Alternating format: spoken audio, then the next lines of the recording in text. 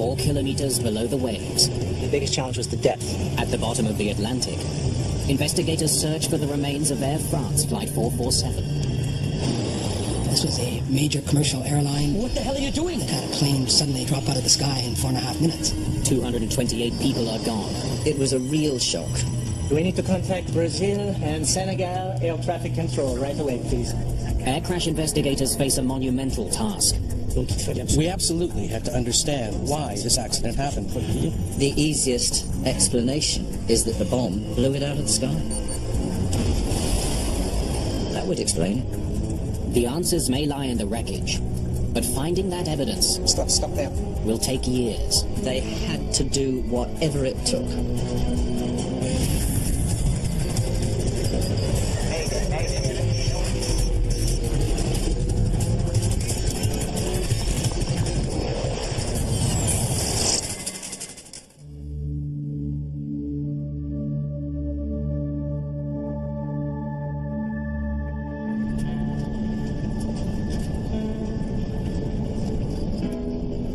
Air France Flight 447 is crossing the Atlantic Ocean.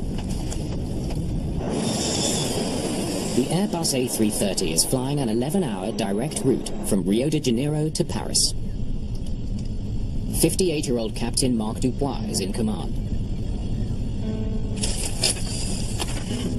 Here's the new forecast. He's been a pilot for well over half his life and is now one of the most senior captains at Air France. It's hard to see anything in this plane with this lighting. First Officer Pierre-Cédric Bonin is 32 years old. He's been flying the A330 for about a year. We are arriving at Interval. 37-year-old relief pilot David Robert is on standby. The 3 pilots fly in shifts to stay alert. There are 216 passengers on the overnight flight, including Canadian business executive Brad Clemes. I talked to my brother on the Sunday morning, and we talked about our children, and then I talked to him right up to the time that he got onto the plane. Like so many of these air warriors, or whatever they call them, he flew all the time. He was quite used to it, and I think he probably even enjoyed it. With the autopilot holding the plane steady at 35,000 feet, Air France 447. Air France 447, go ahead. the crew communicates with Brazilian air traffic control. Air France 447, contact Atlantic Center. As they fly, an onboard computer monitors the engines, hydraulics, and other systems. It also sends progress reports to Air France headquarters. Every 10 minutes, the computer transmits the plane's position, along with any maintenance data. The goal of the maintenance messages is simply to help the ground teams prepare for any repairs to the plane that are needed for the next departure. Atlantico. Air France 447, calling Atlantico. Air France 447, Atlantico, go ahead.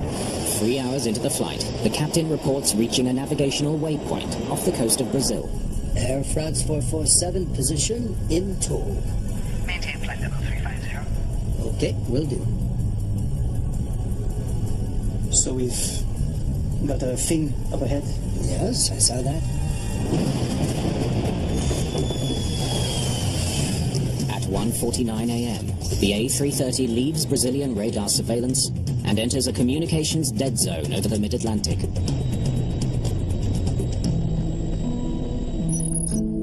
Two hours later, an air traffic controller in Senegal tries to contact the flight. Air France 447, this is Dakar. Do you copy? Come in, Air France 447. He can't reach the crew, so he alerts Air France. Dakar for Air France, have you heard from Air 447? Over. Negative. Hold Air France, please. No one has heard from the crew of Flight 447. The only communication, 24 maintenance messages transmitted by the plane hours earlier. An Air France maintenance worker tries to make contact, but his message bounces back. What the hell? Perhaps the communication system has failed. HF radio, especially at night, is not terribly reliable. So for some of the time that it was missing, everybody was saying, well, I hope it's just a communication problem. By the time the plane should have reached French airspace, controllers still can't make contact. At Charles de Gaulle Airport in Paris, the 11:10 a.m. arrival time comes and goes with no sign of Flight 447. The A330 would have run out of fuel by now. The airline begins notifying families. The plane has almost certainly crashed at sea. I had an infinitesimally small hope that he might have been on a different plane, because we weren't 100% sure what other flights might be coming back that he could possibly be on. By the afternoon of June the 1st, the world learns that Flight 447 from Rio to Paris has mysteriously vanished. It was a real shock to me and the whole industry that a modern aircraft like an Airbus A330, operated by a world-class airline like Air France, could just go missing without a word. Searchers scramble to the mid-Atlantic to look for the plane and survivors. The plane had been missing 11 or 12 hours at this stage, without any communication whatsoever. It's one of the worst accidents in the history of commercial aviation. An advanced passenger jet is gone. 228 people are presumed dead. Je leur ai dit la vérité, c'est-à-dire que les perspectives de retrouver des... French President Nicolas Sarkozy announces there's almost no chance anyone survived.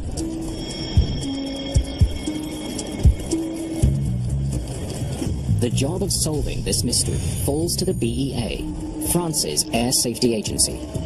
It's under enormous pressure to come up with answers. We absolutely had to understand why this accident happened, and with that plane and that airline. Alain Bouillard takes charge of the investigation. He's a pilot and aeronautical engineer with almost 20 years' experience as an air crash investigator. Ayant fait d'autres enquêtes importantes comme Concorde, j'étais... I had worked on other important investigations like the Concorde, so I was conscious of the fact that the investigation would be difficult. But I was calm, and I surrounded myself with competent people. French systems engineer Léopold Sartorius also joins the team on day one. From the beginning, we expected a long and complicated investigation. Okay, we need to contact Brazil and Senegal air traffic control right away, please. Their first goal, find what's left of Flight 447. Il avait disparu. It disappeared from radar without sending a distress signal. And for many days, there was no trace on the surface of the ocean. This is the last time they sent their position. Des messages de position envoyés par l'avion toutes les 10 minutes. Positional messages sent by the plane every 10 minutes allowed us to be sure enough of the zone. A large zone where the plane might be found. Une zone assez large où pouvait se trouver l'avion. Sartorius doesn't know what direction the plane flew after sending that last report. He only knows how fast it was flying. There's a huge area to search. I say we start here. Thousands of square kilometers of open water. Air and naval forces scan the ocean looking for any sign of Flight 447. Finally, after 5 days of searching, a Brazilian pilot spots a few scattered pieces of floating debris. Wreckage from an A330, but no survivors. The find erases any lingering doubts about the crash. Everyone aboard Flight 447 is dead.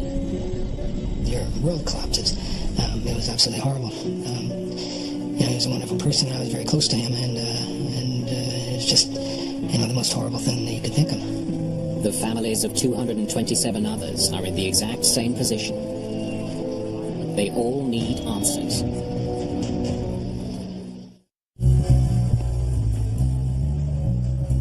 What brings an Airbus down from 35,000 feet? Nothing. La perte d'un avion en croisière est toujours... The loss of an airplane during cruise is always rare. Nous sommes plus habitués à traiter... We're more used to events taking place during takeoff or landing, so this event raised a lot of questions. Donc cet événement appelait beaucoup de questions. One of the most pressing and disturbing questions. Has the world just witnessed a deadly terrorist attack?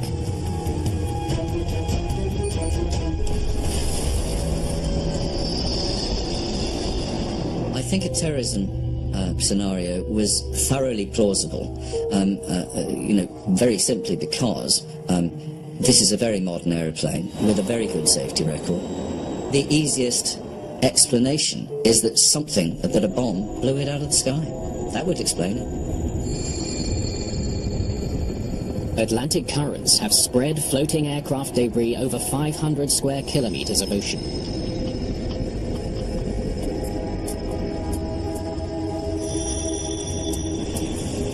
Every piece recovered is carefully catalogued, photographed, and sent ashore for analysis.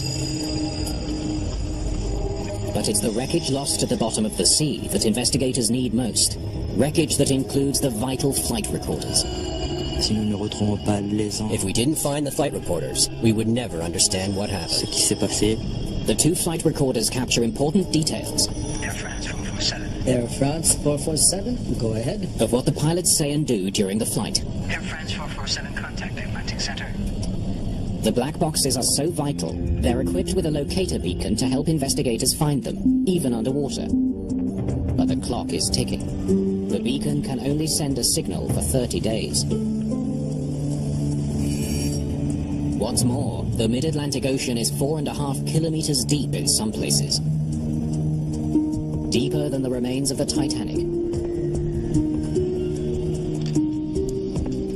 Technicians listen for the signal. At this depth, we need to get right over them. While crisscrossing a search area of 17,000 square kilometers. It was an immense area. It was a real race against time. We only had 30 days. While the BEA scours the ocean floor for the flight recorders, other team members are scrutinizing the only hard evidence they have so far. I will pull up all of the messages they sent. The 24 maintenance messages sent by Flight 447's Aircraft Communication Addressing and Reporting System, ACARS. This is the first serious accident to a modern airliner where we'd had some ACARS data. ACARS messages are highly technical. They're not designed to reveal what the crew saw, said, or did during the flight. To have only the maintenance messages to work with is really unusual. We had parcels of information that gave us, in fact, very little information. But they do provide an intriguing lead.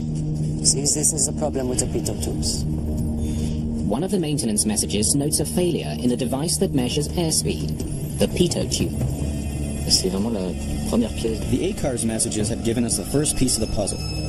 We knew that there had been a clogging problem in the pitot tubes. Pitot tubes are small cylindrical sensors that sit outside the body of the plane. As air rushes through the tubes, they calculate airspeed. But sometimes pitot tubes temporarily fail. In an environment with very dense ice crystals, all the ice crystals clog the tube and stop the air from entering. Air France and other airlines were in the process of replacing pitot tubes to prevent just this kind of problem. The tubes were freezing all the time. Annoying, but certainly not dangerous. A frozen pitot tube is considered far from catastrophic. If you lose a pitot tube, you don't fall out of the sky. The pilots knew about the issue and how to respond to it. The company had notified its pilots with an OSV, an information bulletin that described the phenomenon and the appropriate measures to take. Here, look at this. WEAR concludes that frozen pitot tubes alone cannot explain the crash. There is more to this story. These messages aren't much help. We were certain of this right away. We would have to look elsewhere.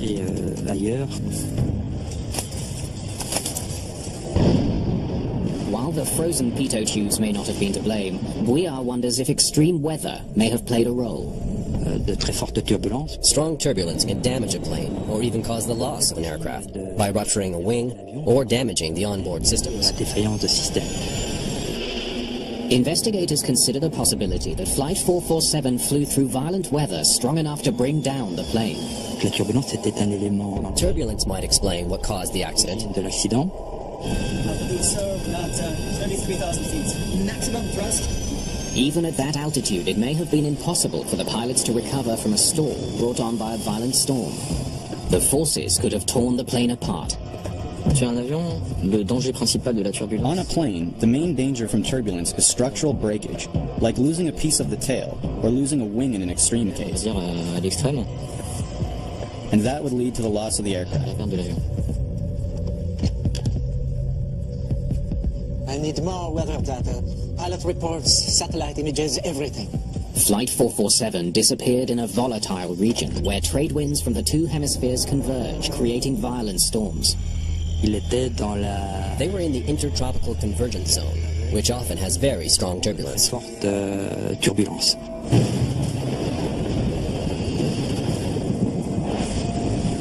Other planes changed their route that night to avoid storms in the area. But what kind of weather did Flight 447 encounter? What were the actual conditions? What was the actual environment around this plane? It was a real question. Beyond turbulence, thunderstorms pose other threats to aviation. Perhaps lightning was to blame for the crash. Sir, we're losing all our instruments. Si toutefois il devait y avoir un défaut d'isolation de l'avion, if there had been some deficiency in the insulation of the plane and the systems were damaged, we likely would have seen a lot of problems. plus de système que ça n'a été le cas. Did lightning bring down Flight 447?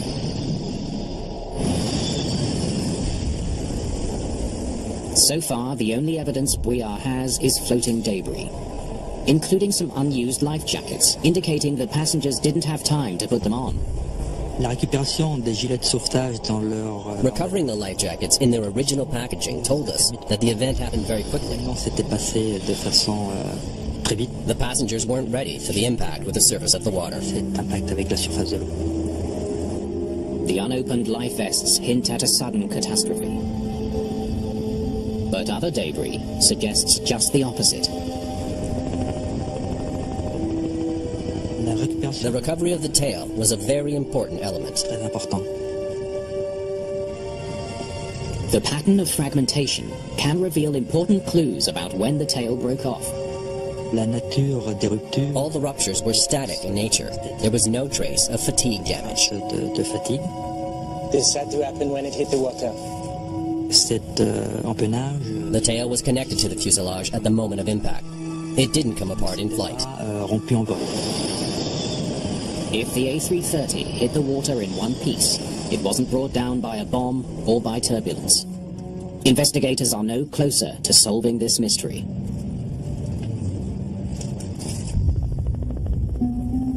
It has been 3 weeks since Flight 447 disappeared into the Atlantic Ocean. In just days, the recorder's battery-powered locator beacons will go dead.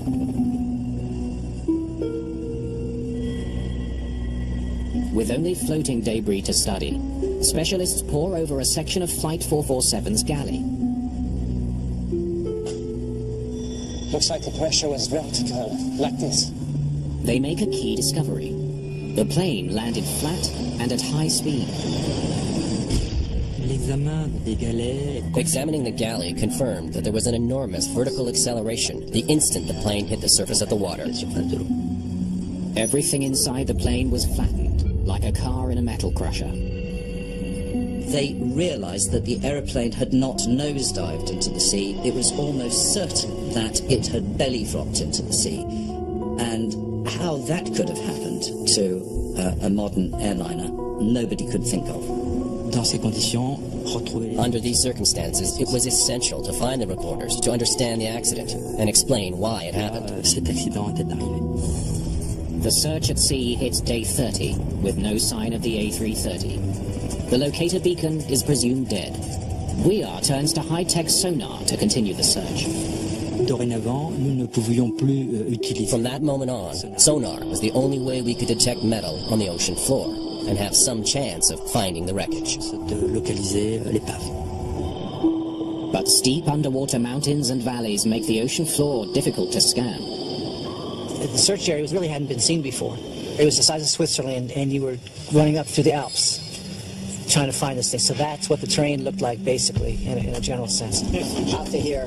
After months of searching, they've scanned more than 22,000 square kilometers of ocean bed and found absolutely nothing. The absence of the flight recorders and wreckage felt very frustrating and like a failure. To us, it was inconceivable in 2009, 2010 that we could lose a major airliner and not be able to find it, not be able to understand even remotely what had happened and why 228 people had lost their lives. Investigators are determined to succeed. They turn to the same automated underwater vehicles that found the Titanic. It's probably the first time AUVs have been run on that terrain that steep and to look for something this small. You know, it's a big plane when you stand next to it, but when you're searching the ocean, it's a very small target. Still no sign of any wreckage at the bottom of the sea. It's as if the plane simply disappeared.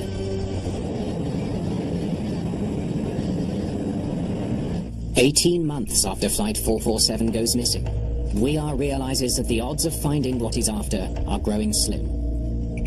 At the end of 2010, we'd already spent 22 million euros. Continuing the search will cost millions more, with no guarantee of success. We weren't sure we could find the wreckage. And if we did find the recorders, we weren't sure we'd be able to read them. The black box is not designed to stay in such deep water for 2 years and still function afterwards. The boxes may have already been crushed by the tremendous underwater pressure. At 4 kilometers below the surface, they're up against a punishing force of over 5,800 pounds per square inch. Investigators may be fighting a losing battle. Nearly 2 years after the Air France disaster, WEAR has little to show for his efforts. No significant wreckage and no black boxes. But he refuses to give up. We can't stop. We can find the boxes. I know we can. For the BEA, it was their job to find out what happened, so obviously they wanted to find the black boxes. But can you imagine what it would be like for Airbus not to know for sure what caused this accident, only ever to be able to theorize about it? Families of the victims are also desperate for answers. It was extremely important for us that they find the black boxes and find out what happened. And we were determined to put as much pressure as we could on the authorities to ensure that the search continued. On March the 25th, 2011, the BEA begins one final search. Again, they launch AUVs to scour the ocean floor. They focus on a 37-kilometer wide circle around the plane's last known position. The AUV is separate from the vessel. So once you launch it, it runs its 20 or 24-hour mission independent of the vessel. If the weather gets rough, the AUV is still tracking back and forth and it doesn't care. 1 week into the search, a submersible captures a sonar image of something huge on the ocean floor. WEAR's gamble may have just paid off.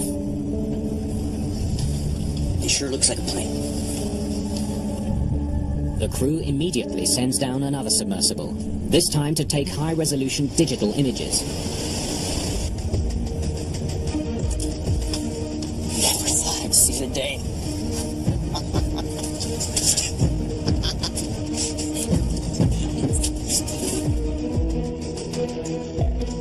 The crew sends the images straight to WEAR's office in Paris. 2 years of his life have been devoted to this moment.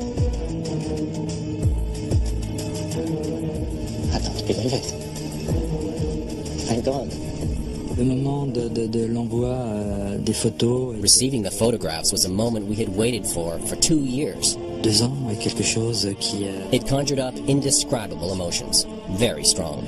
Indescriptible, très fort. On April the 3rd, 2011, the wreckage of Air France Flight 447 has finally been found. It lies 12 kilometers northeast of the plane's last reported position, at a depth of almost 4,000 meters. Locating the wreckage was already something exceptional and very significant in the life of an investigator. With the crash site pinpointed, a second hunt begins. An operator guides a robotic submersible as it peers through the darkness in search of the 2 black boxes. It's just like a junkyard. It's just nothing but aircraft debris everywhere. Things are on top of each other. There's fuselage skin, there's engines, there's all sorts of things all over the place. Days pass with no sign of the recorders. Investigators know that even if they find what they're looking for, 2 years underwater may have rendered the devices useless. We had no idea whether the flight data recorder and cockpit voice recorder would be in working order. Then WEAR gets the break he's been hoping for. Stop there. Zoom in on that.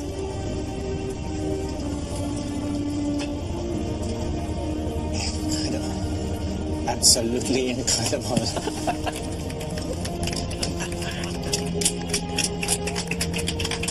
ça, ce sont des moments Those are moments that are difficult to describe.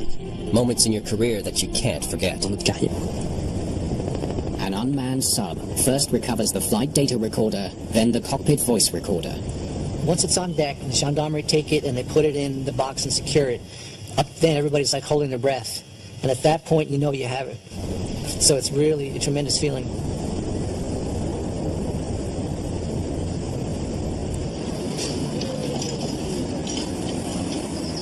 French gendarmes escort the flight data recorder and the cockpit voice recorder to Leo Sartorius' lab in Paris.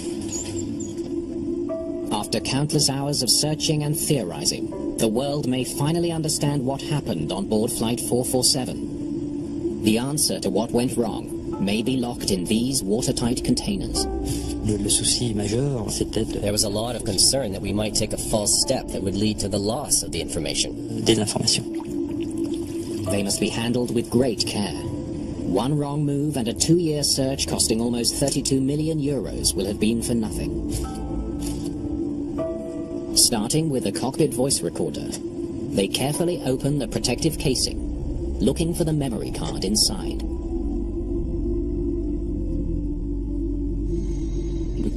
The worst thing would have been for the actual memory cards to be broken, physically broken. This isn't good. See the damage? Transmitter's looking broken. We quickly noticed that there were small parts that were broken, so we weren't sure that everything was in working order. If technicians can't fix the broken CVR, there may be no way to know what was going on in the cockpit just before the crash, or even who was flying the plane. Yeah, look at the FDR count. A close examination of the second box, the flight data recorder, brings better news. It's fine. No problems. I think we all looked at each other and said, it's incredible that they're in this state. It's incredible.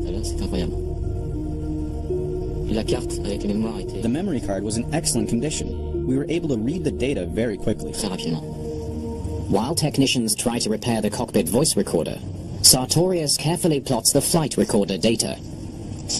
We're cruising safely at 35,000 feet.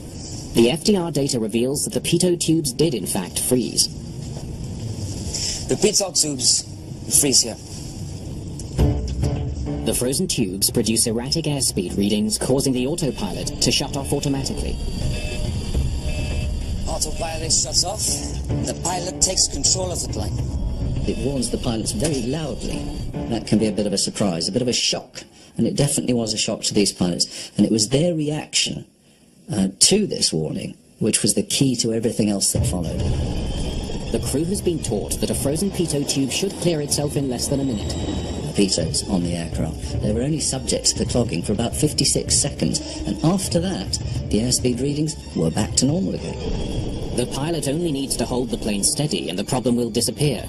The airplane doesn't know that you don't know the airspeed. All the airplane wants is power to keep it going forward, and the same attitude to keep it in level flight. But he does not hold steady. Whoever was flying the plane pulled back and pitched the nose up instead. Il a paru à la déconnexion du pilote automatique. When the autopilot disconnected, the pilot in command changed the pitch of the plane. Le pilote en fonction. Climbs more than 2,500 feet. If you pull the nose of an airplane up, it's going uphill, it's going to slow down. Here, their speed dropped more than 90 knots in less than a minute. This triggered a stall warning here. Cette situation, raising the nose of the plane at high altitude put the plane into a stall very quickly. Dans une situation de décrochage. In an aerodynamic stall, the wings lose lift and the plane drops from the sky. C'est les actions des pilotes. It was the pilot's actions that led to the stall. They fell at more than 12,000 feet per minute. Inexplicably, the pilot continued to pull back when he should have been pitching the plane's nose down to gain speed and lift. The more you raise the nose, the more the lift will be destroyed. And that's what was happening to Air France 447. We had a plane that was practically falling like a rock. Only the cockpit voice recorder can reveal why the pilots acted as they did. In our laboratory, there were a few hours of agony because we weren't sure we could read the data after all this effort, all this money spent. Will it play? Dunno. Investigators are up against the wall. They have just one hope remaining in their long quest to know what caused the worst disaster in Air France's history. Everything they've worked for now depends on repairs made to one small electronic device. The moment of truth.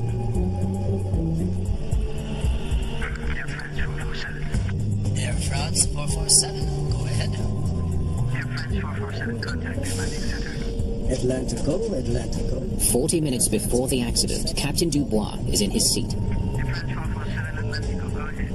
Air France 447, position in tow. The CVR allowed us to understand who was piloting the plane, who was monitoring the parameters. Maintain flight level 350. Okay, will do. First Officer Pierre-Cédric Bonin is in the right-hand seat. So we've got a thing up ahead? Yes, I saw that. And the two men are heading towards a storm. Looks like we're entering the cloud. Normally, the crew would try to fly above a storm. But at this stage in the transatlantic flight, it's not safe to do that. It would be good if we can climb now, eh? Yeah. At 35,000 feet, the air outside is too thin for the fuel-heavy plane to climb any higher. The pilots have only two choices: fly straight through the storm, or try to navigate around it.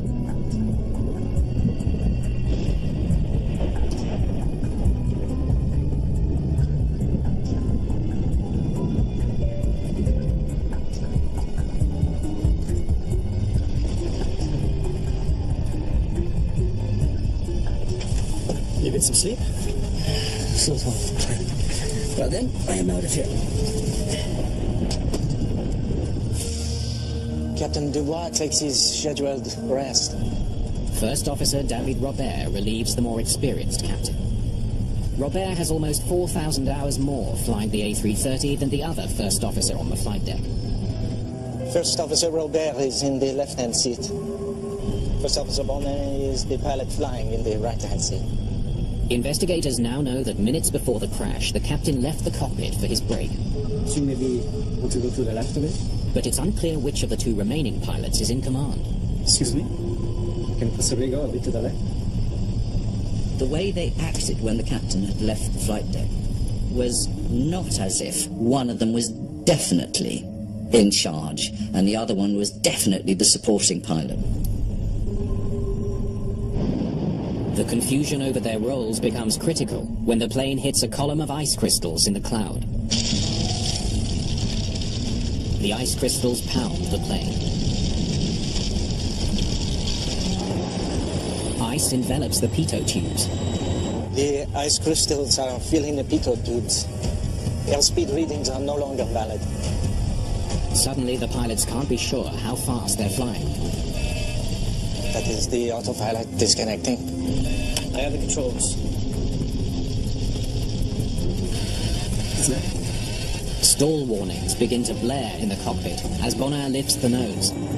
Finally, investigators know which pilot put the plane into a stall.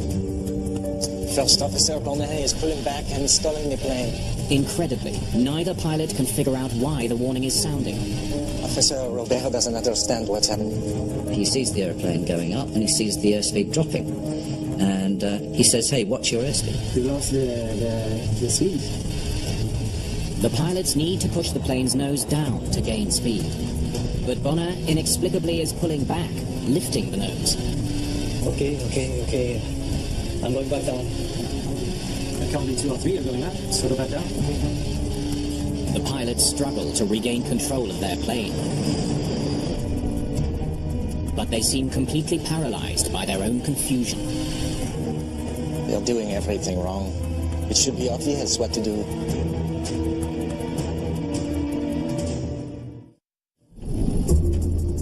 Desperate to save his 216 passengers, First Officer David Robert summons the captain.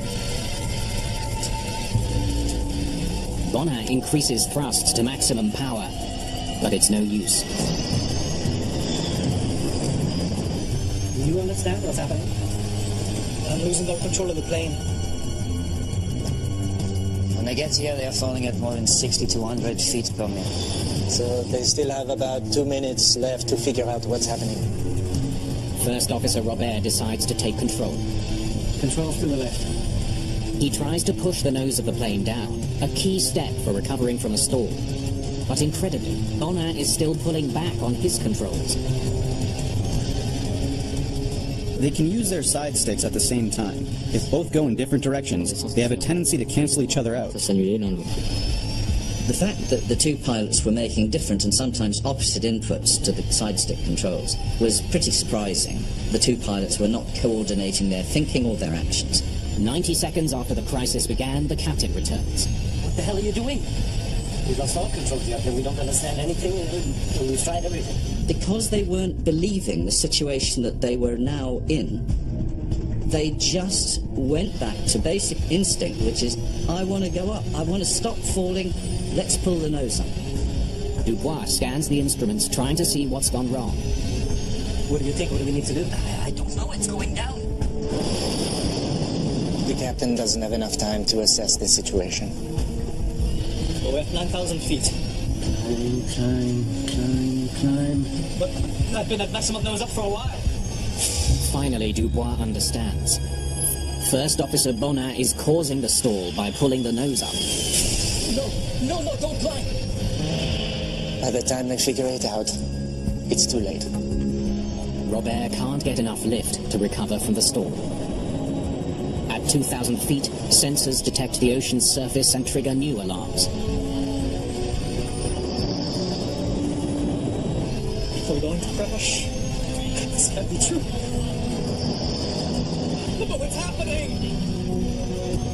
The aircraft hits the water at almost 200 kilometers an hour. La première écoute de l'enregistreur de conversation. Hearing the conversations on the cockpit voice recorder for the first time was a big moment. It left us speechless. Nous a laissé sans voix.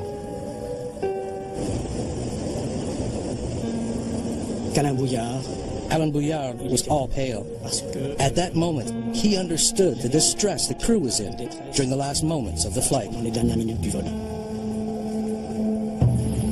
By the summer of 2011, salvage crews recover 104 bodies from the submerged wreckage of Flight 447, including that of Brad Clemes. My brother was amongst those that were raised, so it enabled us to recover him, to bring him home and to conduct the service properly and to say our goodbyes properly, so it helped. More than 3 years after the accident, Alain Bouillard announces that the downing of Flight 447 was not caused by the frozen pitot tubes, but by the crew's failure to understand and rectify the situation. This can't be true. Well, what's happening? There was a feeling that these planes were so sophisticated they could fly by themselves.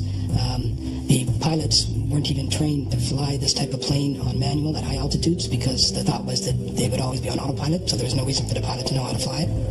New training is now in place to teach crews how to deal with unreliable airspeed and how to recover from a stall at high altitudes.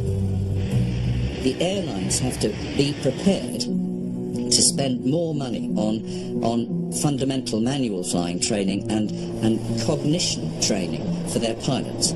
Air France 447 is just the accident where you can't ignore it any longer, and changes have to come.